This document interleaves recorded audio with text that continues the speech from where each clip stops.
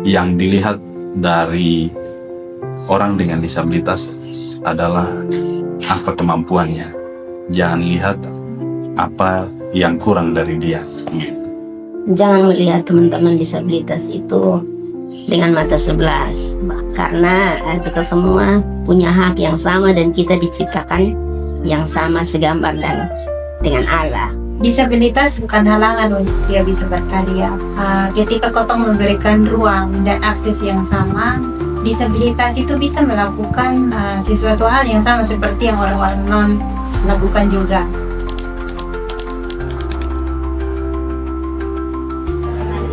Ya, baik. Kalau beta ya Faslai di Garamin teman-teman percayakan sebagai direktur, memimpin Garamin. Sekarang sudah tahun keempat. Tahun kelima. Kak Yani? Kalau beta nama Yani Nunuh itu, kalau di Garamin beta sebagai orang bilang bendahara atau pemegang kekuasaan keuangan lembaga. Oke, terima kasih. Kalau beta yang ini, kalau di Garamin dipercayakan teman-teman untuk membantu di kayak di sekretaris. Atau bagaimana? Nanti teman-teman bisa tambah ya. Jadi alasan kenapa Garamin harus ada begitu ya. Mimpi ketong berenam waktu 2020 itu, Garamin terbentuk 2020 tanggal 14 Februari dalam catatan akta notaris 14 Februari 2020. Dan berdiri karena kami berenam punya mimpi untuk bersaudara teman-teman kita di NTT yang disabilitas khususnya, dan bagaimana supaya kemudian tanggung jawab negara dalam hal ini pemerintah dan juga semua sektor begitu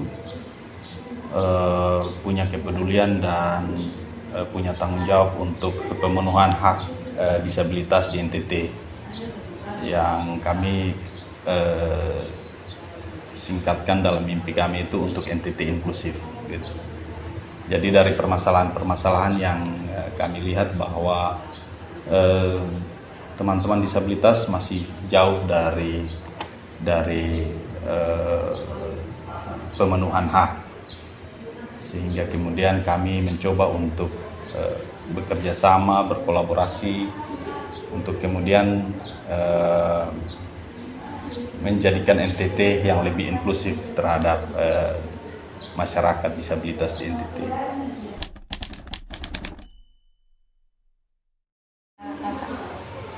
Ya, proses pilih nama ini memang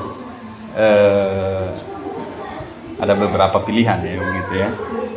Yang akhirnya kita pilih Garamin. Pada satu kesimpulan kita pilih Garamin. Kemudian kita ketemu Garamin. Garamin itu kan filosofi dari garam, kasih rasa, kasih pengaruh, begitu.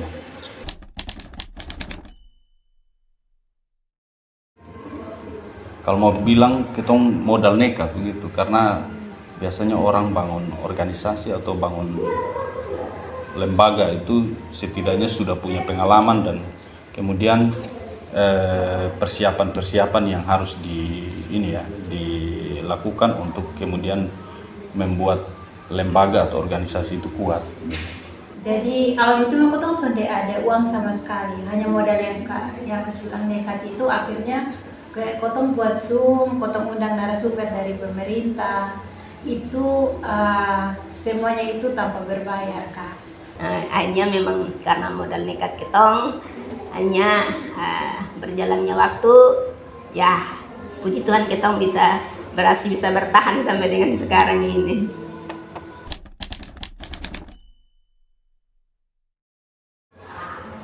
Gini, ketong dari awal punya konsep bahwa pemerintah dan masyarakat dan semua kalangan itu bagian dari partner atau kerjasama ketong gitu, mendukung NTT inklusif.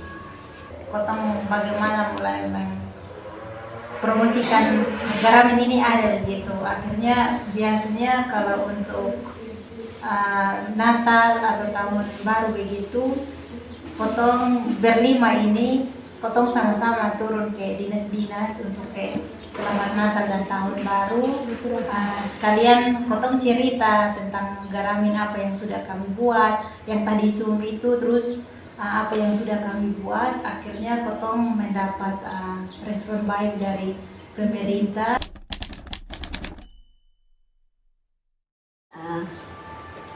Yang paling berkesan itu kan awalnya memang kita tidak pernah menyangka kalau kita sampai di titik ini. Nah, dulu memang hanya bilang ya kita berenam, ya kita bilang sudah kita bangun lembaga, kita punya mimpi yang sama. Tetapi kita tidak pernah menyangka kalau kita ada di seperti sekarang ini. Nah, itu yang sangat berkesan. Walaupun di dalam sebuah organisasi itu pasti kan ada hal yang mau bilang kurang enak atau apa, pasti di dalam sebuah organisasi pasti ada, tapi kita bisa melewati itu semua dan berjalan sampai saat ini dengan baik-baik saja.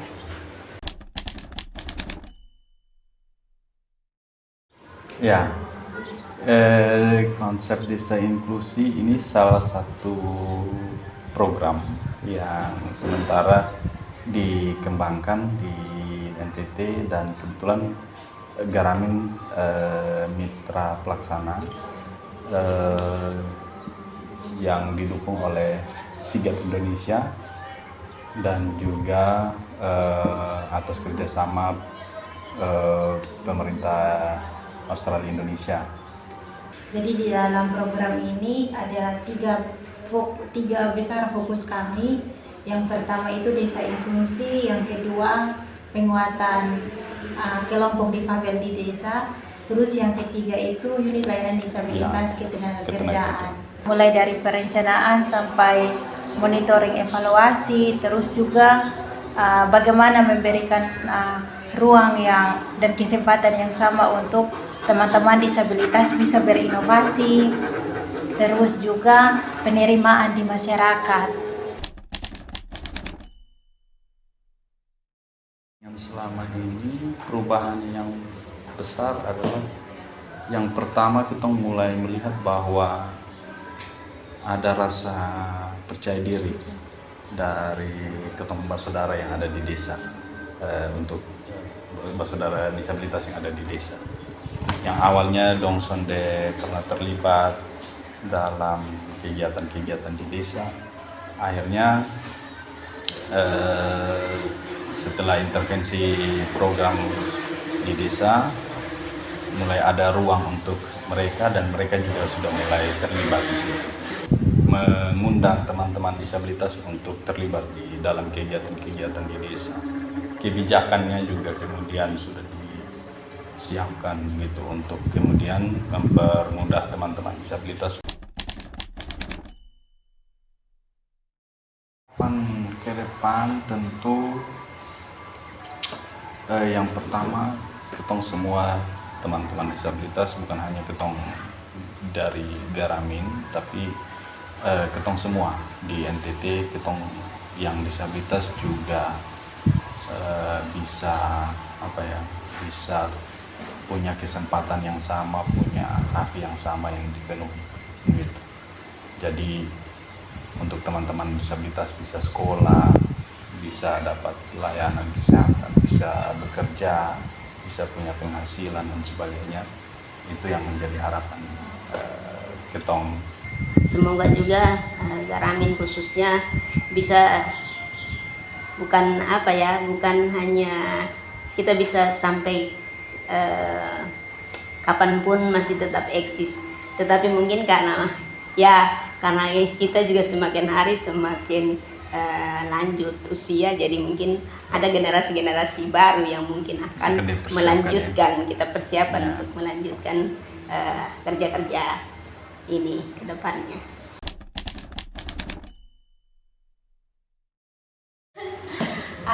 Kalau dari beta, disabilitas bukan halangan untuk dia bisa berkarya, untuk melakukan aktivitas yang sama seperti orang non. Ketika kotong memberikan ruang dan akses yang sama, disabilitas itu bisa melakukan sesuatu hal yang sama seperti yang orang-orang non lakukan juga. Tidak ada yang berbeda, dan kotong juga memiliki sama seperti teman-teman yang lain.